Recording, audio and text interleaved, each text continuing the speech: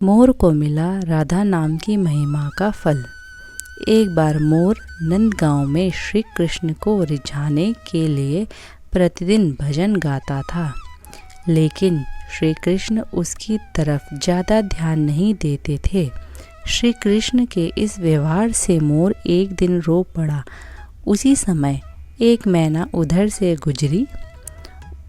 उस मोर से पूछने लगी, यह तो श्री कृष्ण का द्वार है, यहाँ क्यों रो रहे हो? मोर मैना को बताता है, श्री कृष्ण को रिझाने के लिए 1 साल से प्रतिदिन यहाँ भजन गाता हूँ, लेकिन श्री कृष्ण मेरी ओर ध्यान नहीं देते। मैना कहती है, अगर श्री कृष्ण की कृपा प्राप्त करनी है तो मेरे साथ राधा रानी के द्वार बरसाने चलो।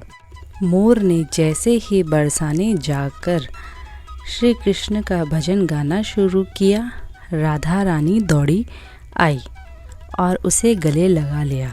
मोर ने सारा प्रसंग राधा रानी को सुनाया। राधा रानी कहने लगी, तुमने जो 1 साल से श्री कृष्ण को रिझाने की कोशिश की है, उसी का फल अब तुम्हें मिलेगा। अब तुम जाकर श्री कृष्ण को कुछ और सुनाना।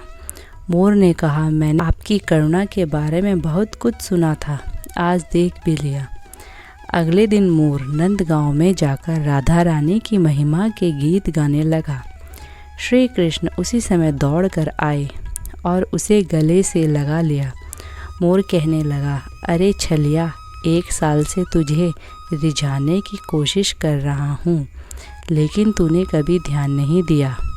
अब जब श्री राधा रानी की कृपा प्राप्त हुई तो आकर मुझे गले से लगा लिया। श्री कृष्ण कहते हैं कि किसी के मुख से रा अक्षर सुनते ही मैं उसे भक्ति प्रदान करता हूँ, और धा अक्षर सुनते ही राधा रानी का नाम सुनने के लालसा में उसके पीछे पीछे चला जाता हूँ। श्री कृष्ण ने उस दिन मोर को वचन दिया कि मैं आज से तेरे मोर पंखों को अपने सिर पर धारण करूँगा।